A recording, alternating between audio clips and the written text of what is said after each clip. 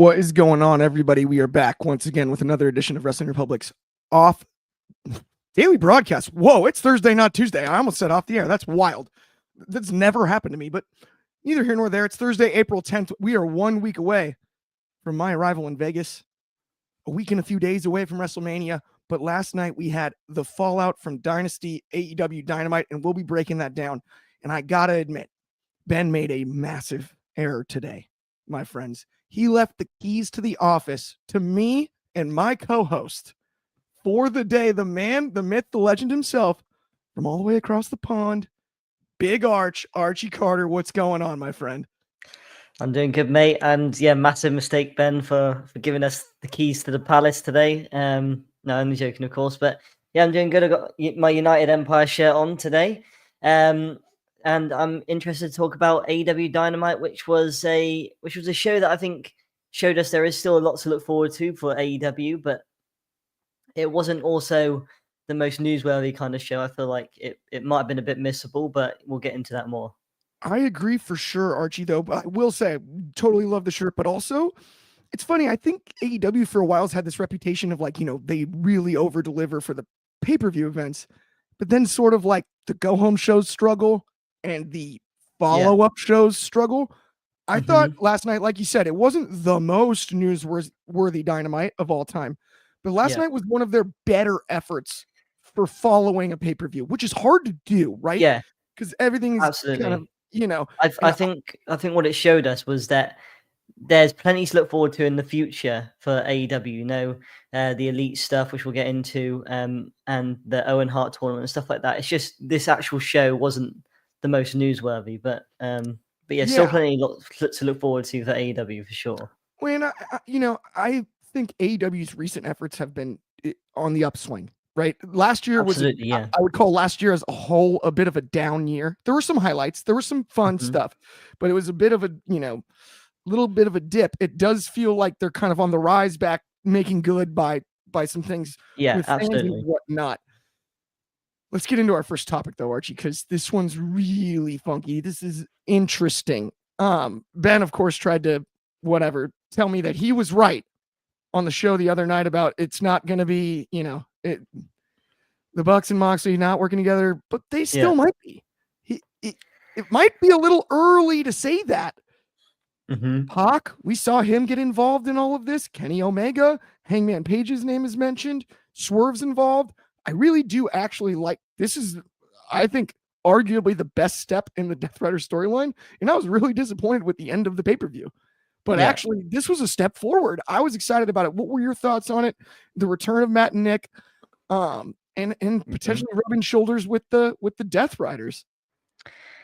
So I'm happy you're more positive about this than I am, because the Death Riders stuff I've been on the daily multiple times, and we've kind of joked about it before, about kind of how I've kind of not buried it, but I'm not, it's not really the most interesting for me. And I feel like Swerve winning at Dynasty, as I was annoyed with the result, Swerve not winning like you. And this segment I felt was just completely convoluted, because obviously Moxley won, which we're going to get into in a sec, but they kind of just, the Bucks just kind of came out and said, it kind of like sent Moxley on his way. And then they wanted to talk business with the Death Riders and Moxley. So straight after sending him away, they've asked him to come back in the ring, which straight away, it's a bit weird. If you want to do business with someone, you send them away and then ask them to come right back. That's a bit weird. But I just, look, I agree that maybe this is a bit more interesting than Moxley just winning because of the Death Riders at Dynasty. But Ben said it best, which these are two storylines that they're merging together that AEW fans really didn't like at all. We're talking about the Elite Takeover, which started well, but it kind of simmered away. And the Death Riders storyline as well, just AEW fans have not enjoyed whatsoever, including myself. I feel like it would have just been better to do something completely fresh. And this segment for me was just I feel like it was a bit strange. And then Kenny Omega came out and these are guys that go kind of way back. They go back years. And it's like he was talking like they were in a sitcom or something. Like it didn't feel kind of natural the way they were talking to each other. He was talking about some kind of weird story about him and his dog, which didn't anything to do with what it kind of did, but kind of loosely. I don't know. It just didn't work for me at all. This whole kind of segment for me. The one thing I definitely do agree with a few of it wasn't perfect by any means. No. One thing that was really funky about the Omega entrance. So they ask for Moxley to come back out, right? He's in like a hoodie and shorts, not even like street clothes you would wear for a promo segment. Yeah. I almost felt like that was like an audible. I don't know. Yeah. It was kind of awkward the way, like, I'm not like saying like people don't wear hoodies and shorts, but generally, right? Even if he's going to come out for a promo segment, it's right. It looked like your pre-segment gear. Yeah, this is the thing which is the thing I really didn't kind of like about the segment, is that when he was kind of giving the shots at the Bucks for how the way they dressed or whatever it was, or how he was telling the dog story. Was it the highlight of Kenny's? Yeah, it was. But then he kind of took 1,000 years to get to that line. You know what I mean? Like he took. You're already exhausted by the time he got to that, and that was the best punchline. Yeah, exactly. It's just he just took ages to get out what he was saying. He didn't deliver it too well, and I do think that that's not like Kenny at all. So I do agree that it could have been an audible. It could have been something that they changed last minute. And then the Bucks kind of reasoning for attacking Swerve was, I think, just incredibly lazy. Yes, it makes sense. Actually, I disagree with you there. Right. I thought the sliminess of they're literally lying to us. We did it for Hangman, and Hangman's torn, like, right? I thought the sliminess of that was appropriate there. I hear where you're coming from on like, they just kind of went with the low. Yeah. But at the same time, to have Hangman not directly involved in the segment, just mentioned, right? Mm-hmm. When we saw he was torn. Is he going to hit Moxley or is he going to hit Swerve? And we saw that encounter with Swerve last week. I thought it was a nice little nugget. They could have probably given us more info. Yeah. But at the same time, it to me, that reasoning, because they're liars, they're bad guys, right? Yeah, I get what you mean with that. And to be honest, the Hangman part of this kind of story is the best part to me. Like, I'm not bothered about the Death Riders or anything like that. The Swerve and Hangman kind of dynamic, where they're kind of, I'm guessing this is kind of leading to Swerve and Hangman having to team up against the Bucks or something like that at All In.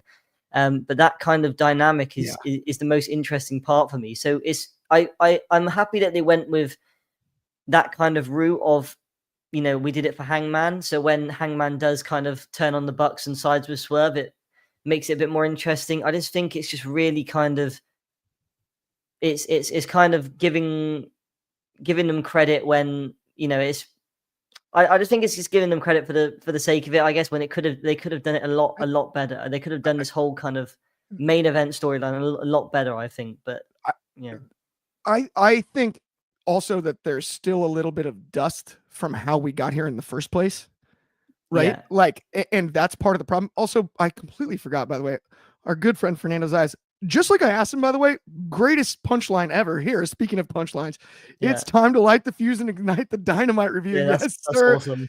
Thank you. Awesome. We love that. Agree, not newsworthy, but fun Dynamite.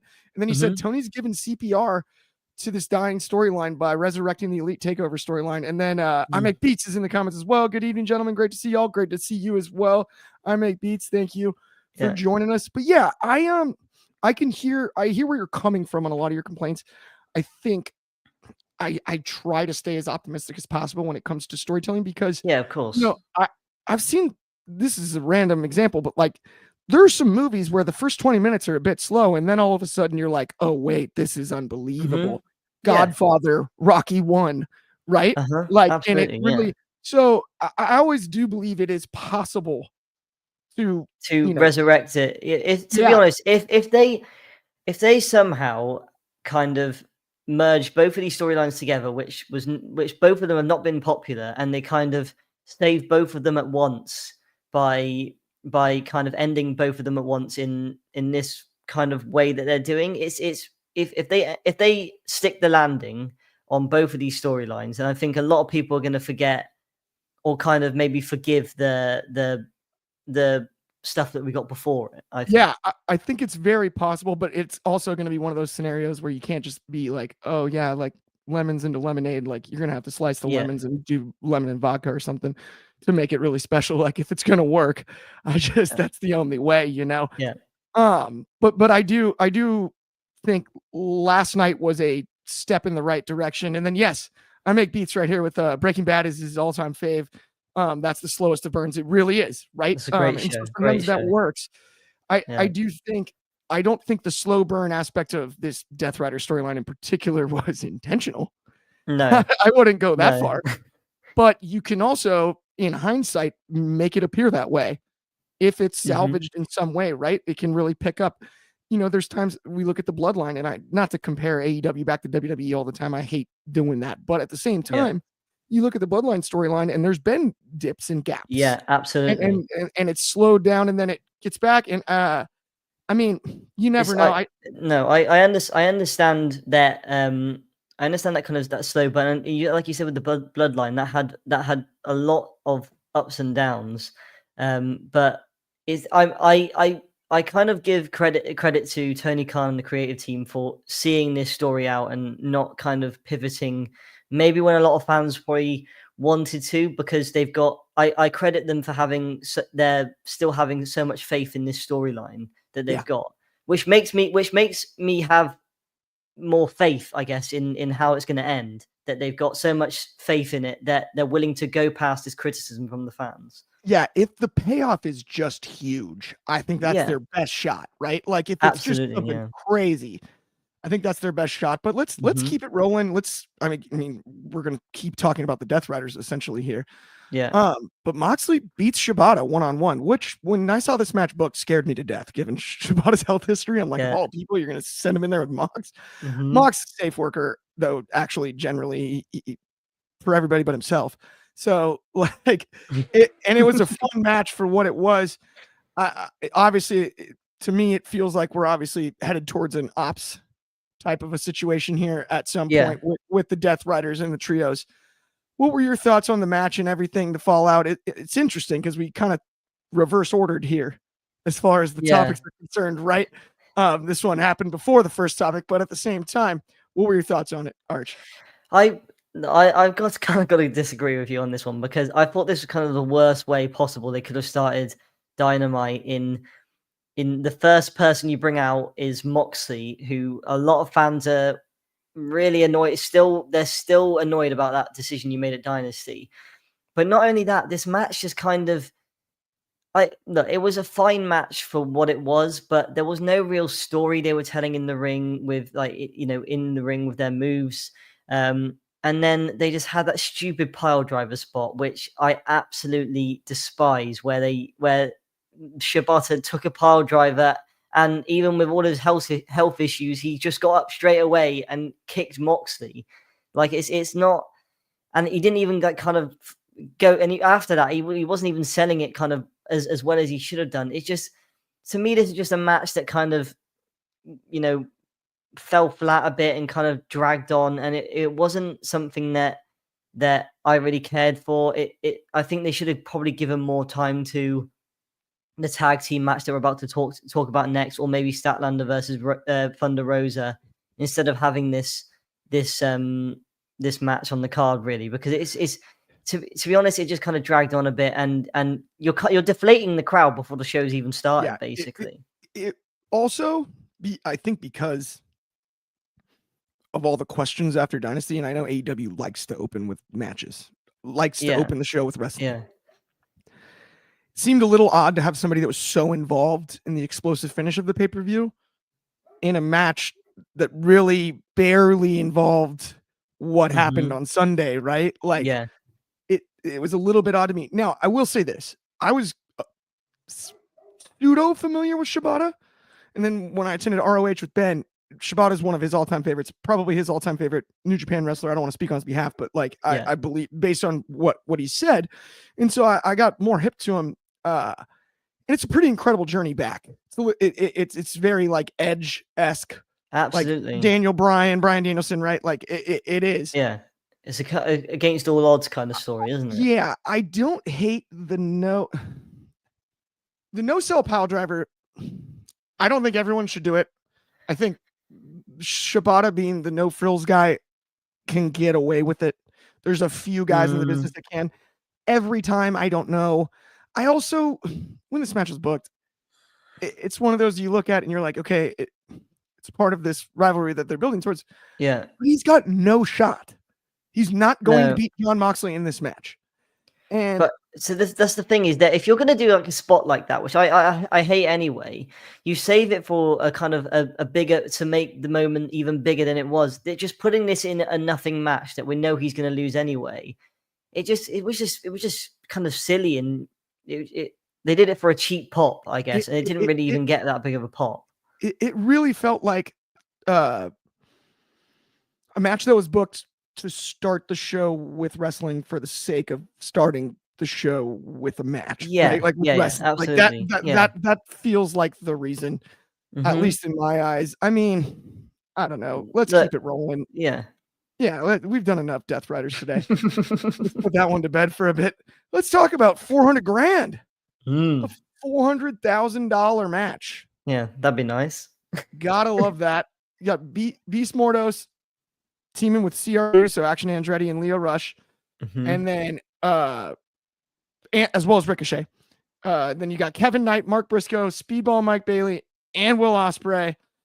This was a pretty wild match with a lot of guys involved. It's funny. At the beginning of AEW, we saw all these multi-man tag matches all the time, more than anything. Like you'd see 10-man tag, 8-man tag, all this stuff. They kind of gotten away from it a little bit in recent times, other than the trios division. Basically, I actually really enjoyed this. I think it's fun, right? I don't know. Kevin Knight, Briscoe, Speedball, and Will Ospreay pick up the win via Hidden Blade. What were your thoughts on it? And how about 400? Do they have to split that, or is it each? Yeah, they had to split that between the four. But yeah, no, it was I agree. It was such a fun match. And we're just talking about, if you want to start a match with wrestling, this is the match to start it off with. You're talking about Ospreay, Kevin Knight, Speedball, Mark Briscoe. I mean, that's a team that just kind of screams non-stop action. And they're kind of four of the best in AEW in that sense. I thoroughly enjoyed this match because it's just, look, it didn't really have it didn't really add to any other storyline that they're going to be telling for Double or Nothing or for All In. But it's just a fun match to kind of, waste some time before they need to tell Ospreay's next story or whatever. Because it's just, $400,000. They're fighting for $400,000, and the stuff before the match made me laugh when they were talking about what they spend it on. I feel a bit sorry for Ricochet's team, because they literally had no chance whatsoever. As soon as Ospreay had Disney World in his mind for what he wanted to spend his money on, they had no chance whatsoever. He was way too excited about spending his money on Disney World.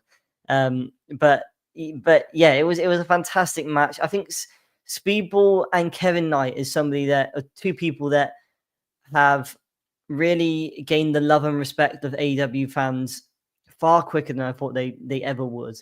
They are incredible signings for the company. They've been presented in the perfect way since coming into AEW, and they're really guys that can be mainstays in the mid card division. We talk about Adam Cole, who just won the TNT title. Those are two guys two people that can challenge him for the TNT title. Those are Kevin Knight, somebody that can move up to the main event scene. He's that young and he's got that much potential. He's somebody that can move up to the main event scene at some point in AEW.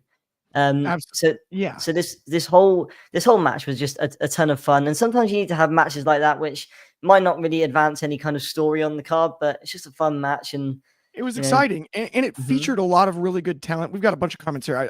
I make Beats said he'd take bumps for 400K, and then Numero One Superfly said so random that they made it for 400,000. Smells like Vince Russo should have added something like the winning team donates to their favorite charity, except Ricochet is his favorite charity. That's actually kind of funny, but I will say this: the 400K figure, I just my thoughts were like it's one each, right? It's $100,000. Yeah, each. Exactly. Yeah, it's four guys. I think that's how they came up with the number. But then Fernando Zayas added, "This was a real fun and quick paced match." I would agree with that. And then he said the tag match was great. I'm just criticizing randomly putting 400,000 in the match. It is random just to like make it a money match, but I mean, it feels like prize fighting, which I just find funny. Like the old school, like it's a little old school. I didn't hate it. No, I didn't mind it. And then we've got Kevin and Mike Bailey are the next generation of AEW. I agree. And then Speedball versus Adam Cole from DCX Warlord. That'd be awesome. Who in the world would that hurt? Nobody. Nope. No doubt about it. Maybe Adam Cole with some of the kicks that Speedball's been giving out, but 100%. The other thing that's funny is as soon as they announced it, he said, "Yeah, the stip is rando. It could have been some kind of stip or something more important." I'll say this: the entire time I thought somehow they're gonna like either bring out a briefcase with money or something, and someone's gonna steal it. Yeah, they should have done that. That's like what it smelled of. Like I was like, who's gonna steal the money? I started thinking about it, I'm like, I mean, Brian Keith's bounty hunter. Be kind of wild. Yeah, that'd be cool. Or Ricochet just steals it because he's jealous or he failed to lead his team. Yeah, something. He could have done something like that. Could have been. Yeah, I mean, even It's I just love the idea of this because it's just fun. And I just loved how they kind of showed them what they were going to spend it on. Speedball said he's going to finally buy some shoes and just so funny. He's like, I can finally buy shoes. That killed me. That was so comical. It was actually golden. Yeah. All right, really quickly, let me talk to you, my friends, about our friends over at Etsy. Really doesn't matter what cell phone you have. It's on all the app stores. Download the Etsy app on the App Store or the Google Play Store. Head over to the upcoming streams section. The next one, Saturday, we're doing our WrestleMania predictions. It's going to be me, Takes, Big Ant, you. It's going to be awesome. As long as you got a cell phone, you can join, argue with us. You can talk a little trash to me about my thoughts on Cena and Cody and all that if you'd like, or just join and have some fun. It is a great platform, and I promise you'll enjoy it. Go download that one, and the best part about it is it's absolutely free. Costs you no money. Let's keep today's show rolling, though, Archie. We're on fire now. Yeah. Chris Statlander eliminates Thunder Rosa from the Owen Hart. From the Owen. Wednesday Night Fever. I dig it. It was a fun match. There's something about Thunder Rosa, though. Thunder Rosa has legitimately come back from an injury faster than almost anybody should and has to wrestle a different style than she did before. I'm so impressed by her and her grit and ability to come back. I really wanted her to make a deep run in this tournament. It's nothing against Stat. No. This was a 50-50 match to me. Could have gone either way. No worries, right? I don't really have a problem with either. I just thought this was a really good opportunity because Thunder Rosa reached her peak and then sort of had it all, the rug swept out from under her. Yeah. At the end of the day, I love Stat as well, so it doesn't matter. These are two of my favorites in the AEW women's division, but I just really wanted Rosa, especially given the history with Dr. Britt Baker and her in the Owen, the idea of Thunder potentially chasing that accolade as well. And with their connection through AEW's history, it just would have made a lot of sense to me. I didn't really have any problems with the match. That was very well wrestled. What were your thoughts on it, Arch? Yeah, I agree. I did like the match. I kind of had to rewatch it because Toni Storm is incredibly entertaining and she's one of my favorite wrestlers to watch right now. Outside of the ring and inside of the ring. She's a bit too entertaining because she kind of took away from the match a bit. So I had to kind of rewatch it and, watch the match properly without Tony's running commentary because I kind of couldn't really stop thinking about what she was saying. But yeah, Thunder Rosa is, I said this before on the Daily. I think Thunder Rosa is somebody that's had not the best of luck in AEW recently, where she's been on a bit of a losing streak. And I feel like that's a story that they should have told in the Owen, where, she could have cut a promo saying that she knows how much stature she's got in AEW, but she knows she's not on the best run at the minute in AEW, and she wants to prove to herself that AEW's women's division hasn't moved on without her. And I think her going on an underdog run in Owen, and then it culminating with a match against Toni Storm at All In Texas, would have been a fantastic moment for her. I feel like they kind of missed the boat on that a bit. But Chris Statlander is also somebody that I think AEW underutilized a lot, and she's been somebody that's been prominently used by AEW. I just think she could be so much bigger in the company if they wanted her to be.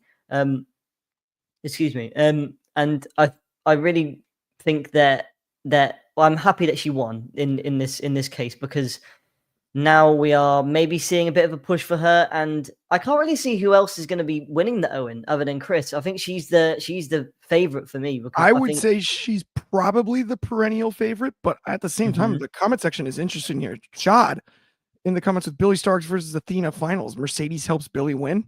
That'd be cool. Ooh, that would be wild, but I don't know about that one. Are they gonna run Tony? The thing is the winner of the Owen? I know the winner of the men's is facing the world champ All In. Is it the same with the women? I believe it is. I don't know. Tony versus Billy Starks would be a pretty cool, match to run it All In. But I don't know if they'll do it. But I'm well on board for that.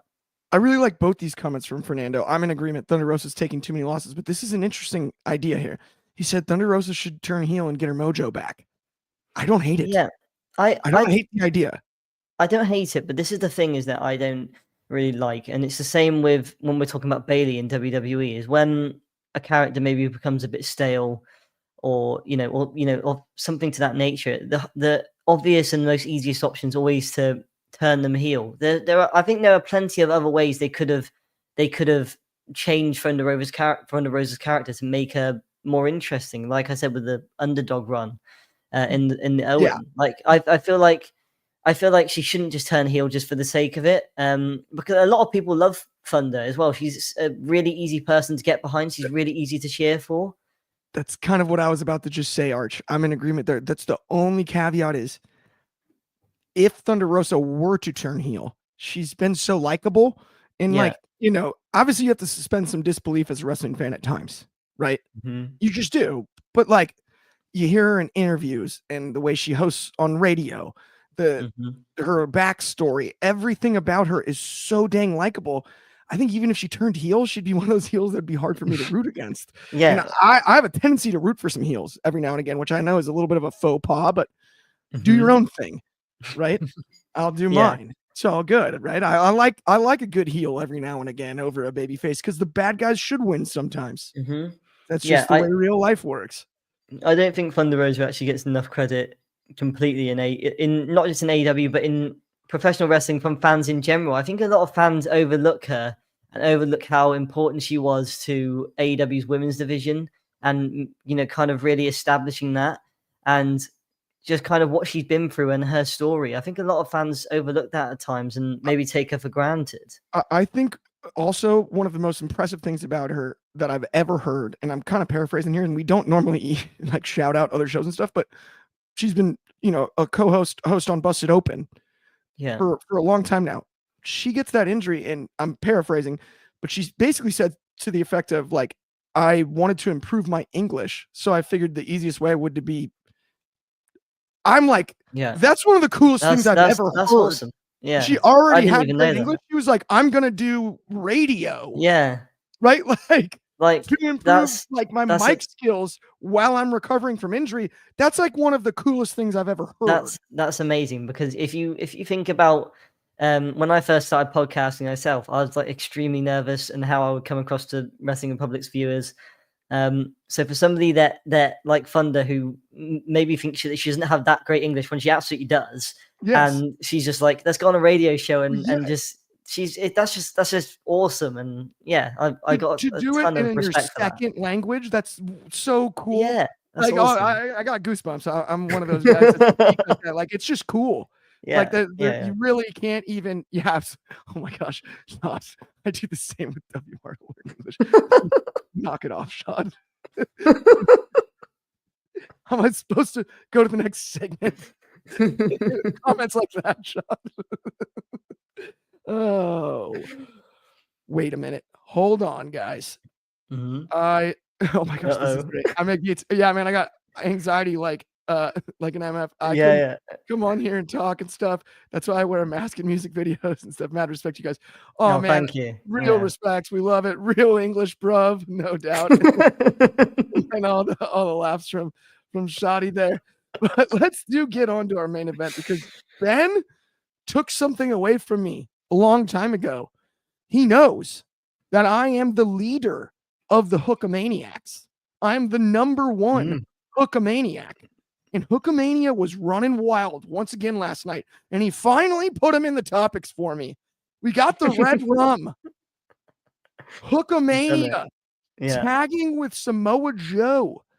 Little telegraph, even we had the Shibata loss, the Ops.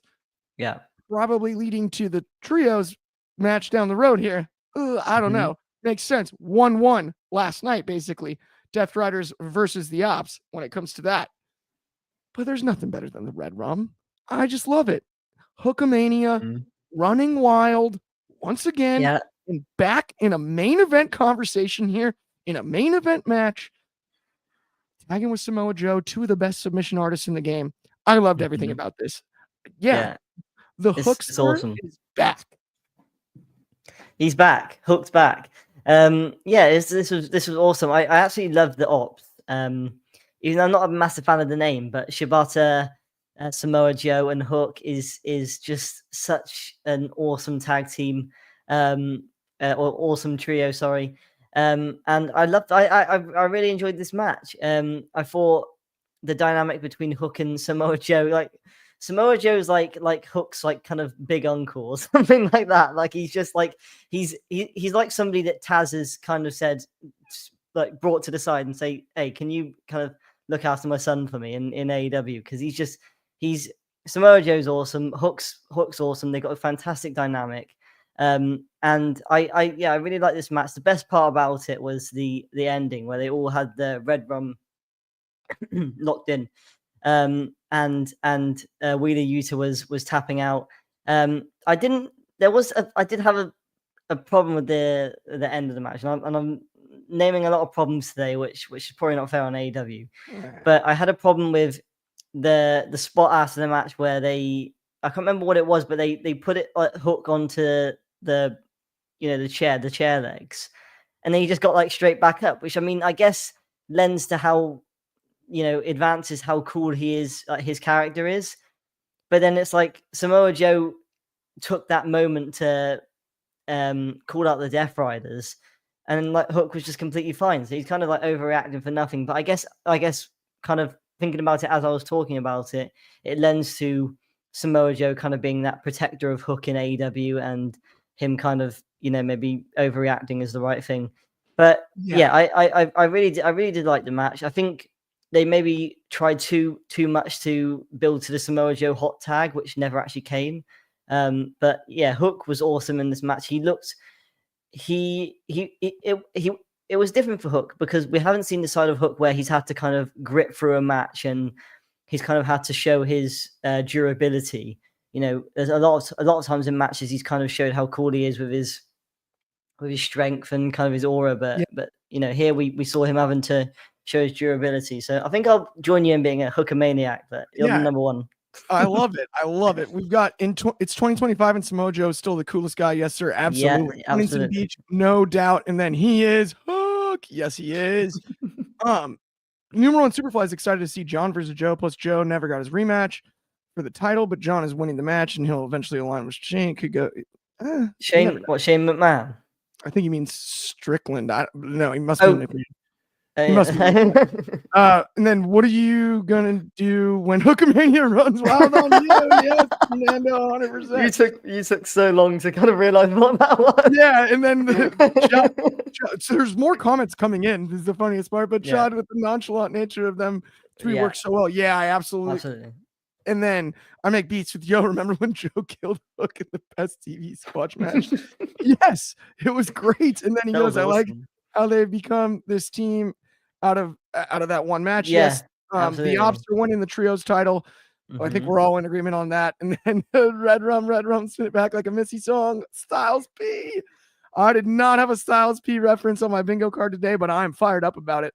I'll tell you that much. I mean, it's interesting. It's funny because you said you didn't like the name of the Ops.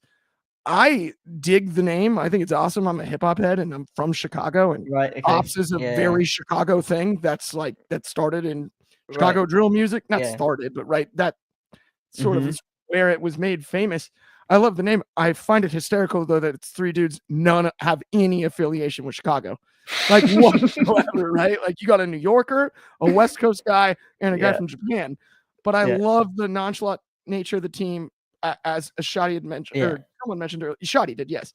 And then I also love just the idea of the three being like the grapplers, the shoot fighters almost. So they're the Ops. Like I do you know what I hope this leads to? I hope this leads to Jon Moxley versus Samoa Joe at Double or Nothing. I think Samoa Joe being Jon Moxley's next challenger is the perfect one. Obviously it's obviously going to be obvious that Joe's not going to win. But I think that's the perfect rivalry to kind of, be a segue into the All In match, because you can't really tell the story of the All In match yet. And I think Samoa Joe versus Jon Moxley would be a fantastic match. Yeah, that would hurt absolutely nobody, right? That's like that's one of those you can just put it on a poster, like it's all good, right? That's like a UFC fight practically, right? It's just like, those two guys stylistically, where do I sign, right? Like that's just gonna be good. It's kind of amazing to me too. I mean, Joe was kind of relegated to commentary not that long ago.